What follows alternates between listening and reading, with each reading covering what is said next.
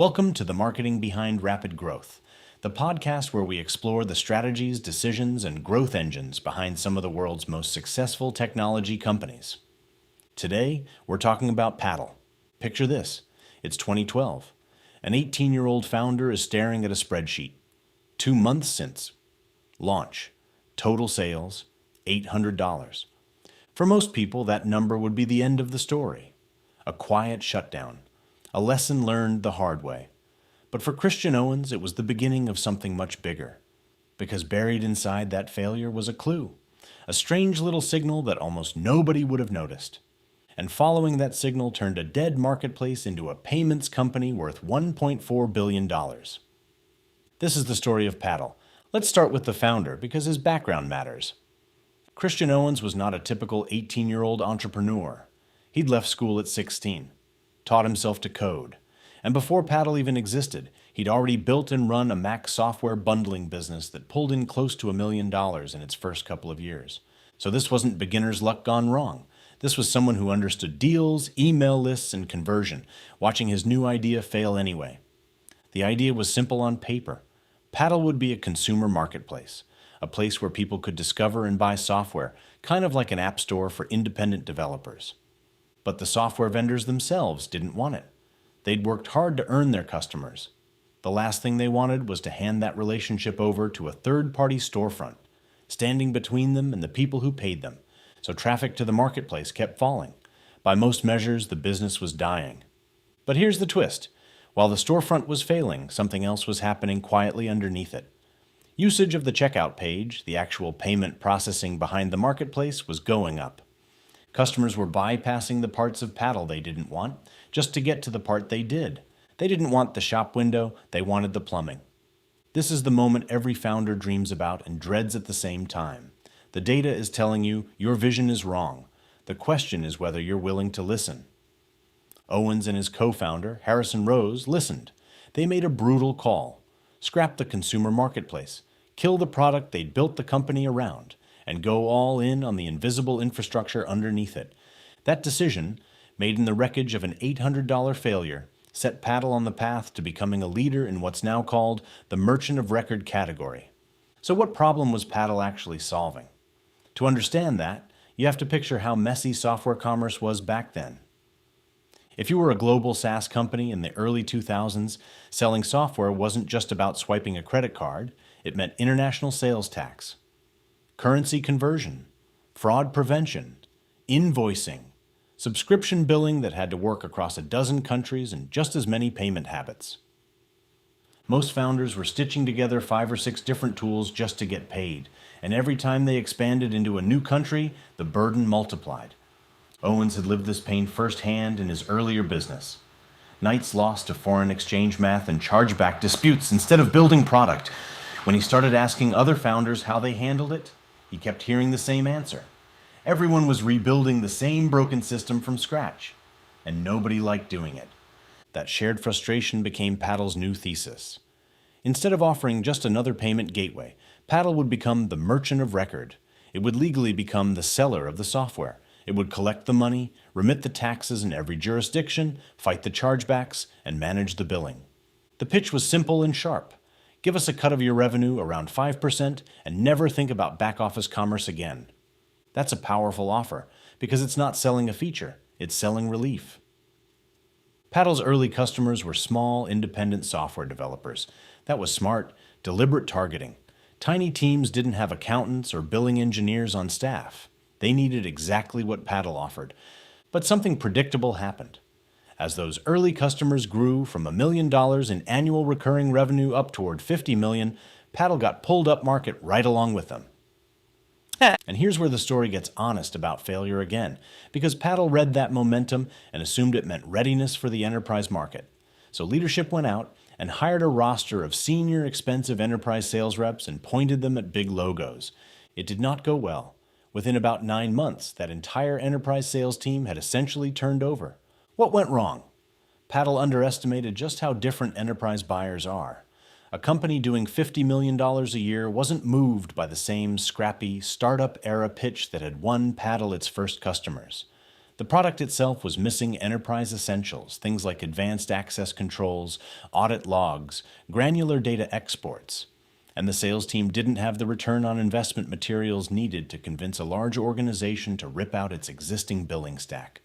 This is a trap a lot of growing companies fall into. You assume that moving up market is a hiring problem. Bring in senior people, point them at bigger targets, done. But moving up market is a translation problem. The product has to mature, and the story you tell has to mature with it. To their credit, Paddle didn't retreat. They rebuilt on both fronts. They built out the enterprise-grade security and compliance features that had been missing. And they re-engineered the entire sales narrative, shifting from startup messaging around convenience and time savings to enterprise messaging around measurable outcomes. Higher global conversion, lower involuntary churn, real numbers that a large buyer's finance team could take seriously.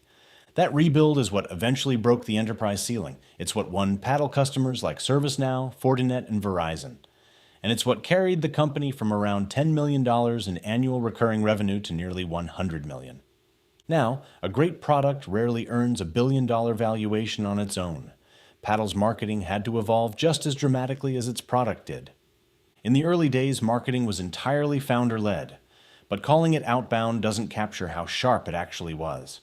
Owens built internal tools that scraped public data to estimate a target company's recurring revenue with surprising accuracy. Then the team would manually audit a prospect's checkout flow, looking for exactly where they were leaking money.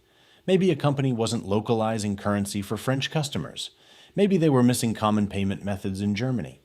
Then Paddle would send a sharply personalized email pointing out precisely what was broken and precisely how much it was costing them.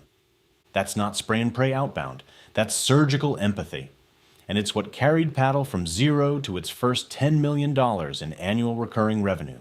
But the tactics that get you from 0 to 10 million rarely get you from 10 million to 100 million. Paddle realized that to truly own the conversation in its category, it couldn't keep behaving like a typical B2B vendor. It had to start behaving like a media company. That conviction is what drove one of the boldest moves in Paddle's history, the roughly $200 million acquisition of Profit. Well, in 2022, funded by a $200 million Series D, led by KKR, that valued the company at $1.4 billion. Profitwell brought respected subscription metrics software to the table, but it brought something arguably just as valuable. A genuinely good media operation known for high production, episodic content, including a show called Protect the Hustle and a well-regarded pricing teardown series. Paddle folded that entire operation into something called Paddle Studios. And with it came a real strategic shift, away from generic SEO blog posts that everyone in the category was already doing, toward documentaries, podcasts, and web series that turned genuinely dry topics, pricing strategy, churn analysis into content people actually wanted to watch. That's a durable brand advantage in a way that a blog post never will be. Paddle paired that media investment with bold, high-concept account-based marketing. In one widely shared campaign, they leaned all the way into a space theme, calling it the Final Payments Frontier, essentially declaring that Paddle had already conquered payments here on Earth. It's a little audacious. But that's the point. The spectacle wasn't really the goal. The story underneath it was global payments solved. That combination of original media, sharp narrative, and precisely targeted outreach lowered Paddle's acquisition costs while pulling in real inbound demand. So what can we actually take from Paddle's story? First, let user behavior override the founder's vision. Paddle's original marketplace thesis was wrong, but instead of defending it, the founders watched what customers were actually doing and had the discipline to discard most of the product, to chase the thing people genuinely wanted. Real opportunity often hides in the unglamorous back-end work customers are desperate to avoid. Second, moving up market is about translating value, not just hiring senior people. The product has to mature to meet enterprise expectations around security and compliance, and the story has to mature with it. A pitch that saved a startup founder some time cannot be the same pitch used to win a $50 million company. Don't sell a $50 million buyer using a $1 million company story. Third, treat content as a genuine distribution moat. When features can be copied quickly, an owned audience becomes the scarcer advantage. By acquiring Profitwell and building out Paddle Studios, the company sidestepped an increasingly crowded and expensive B2B advertising landscape and used media instead to command attention and shape how the whole industry talked about payments. Fourth, treat pricing as a growth lever, not a fixed setting. A lot of SaaS companies pour resources into acquisition while leaving their own pricing untouched for years. Reviewing value metrics regularly, testing localized pricing, and blending subscription stability with usage-based upside can open up a natural expansion path that lifts net revenue retention over time. Paddle's climb is a reminder that hypergrowth in software rarely comes from a single brilliant idea. It came from ruthless focus, a willingness to abandon strategies that weren't working, even ones the founders were personally attached to, and an understanding that marketing has to keep evolving as the business itself evolves. The through line here is adaptability, the humility to follow the data away from a cherished plan, the patience to rebuild both product and sales narrative for a completely different tier of buyer, and the ambition to eventually market like a media company rather than just another vendor. For founders and growth leaders, that's the lesson worth remembering, long after any single campaign has faded from memory. This was the marketing behind rapid growth. See you in the next episode.